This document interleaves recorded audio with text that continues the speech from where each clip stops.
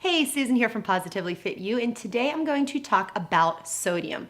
Sodium is something that we need to pay attention to, but unfortunately, if we have weight loss or healthy eating goals, it may be the last thing that we look at when we read nutrition labels, right? We look at calories, fat, protein, carbs, sugar, but 9 out of 10 Americans consume too much, often way too much, sodium every single day. The American Heart Association recommends that we stay below 2,300 milligrams of sodium, but ideally we should be closer to or less than 1,500 milligrams of sodium. In this day and age, with the amount that we eat out at restaurants and the amount that we eat processed foods, it's super easy to eat way more than what is recommended. Now, first of all, we do need sodium in our diets. It's dangerous to have a no-salt diet, and there are actually a lot of individuals who need more sodium than the average person for certain health reasons. So if this is you, you should know how much you need, or your doctor can tell you. So why is too much sodium bad for our health? Too much sodium causes water retention in our bodies. You may have noticed that if you get on the scale after a high sodium meal, it's very likely that you will be up a couple pounds. Your rings may be tight, you may feel puffy, you may look puffy. Water retention puts extra stress on our blood vessels and our hearts, which can cause high blood pressure, which can lead to heart disease or strokes. Sodium does get flushed out through the kidneys though, but so many people take in too much that the kidneys can't get rid of it fast enough. And because of this, if you eat a high sodium diet, you're more likely to get kidney stones or even kidney disease. Too much sodium also puts us at a greater risk for osteoporosis, chronic headaches, brain fog, skin problems.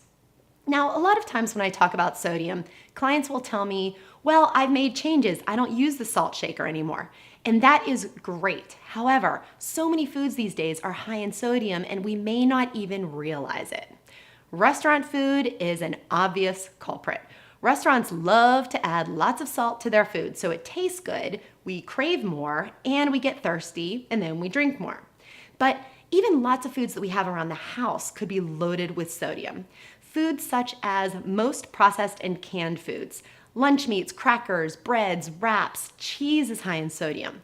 Condiments are huge. Most dressings, sauces, ketchup. Now, I'm not saying we shouldn't eat these things. I mean, I love my cheese, I love my whole wheat bread and my wraps, but we need to be mindful of how much sodium is in the foods that we eat throughout the day. So, how do we cut down on sodium? Read your food labels and pay extra attention to dressings and condiments and the serving sizes. Those can really add up. The second thing to do is to make substitutions. Start buying lower sodium or unsalted foods. Also, if you can get in the habit of buying salt-free seasonings like Mrs. Dash to flavor your foods, or fresh herbs, lemon juice, pepper, that will lower your sodium intake tremendously. Now, when clients ask me how much sodium is too much for a meal or a snack, I typically will say to look at your day as a whole. If you know that you're eating a higher sodium lunch, like a turkey and cheese sandwich, then really do your best to eat a lower sodium dinner and vice versa. If you know you're eating a string cheese or a packaged protein bar for a morning snack, maybe make sure that your next snack is fruit or unsalted nuts. It's kind of tough to totally avoid high sodium foods, but as long as we know what to look for and we're aware of what foods are high in sodium, we can make adjustments to really cut down and improve our health.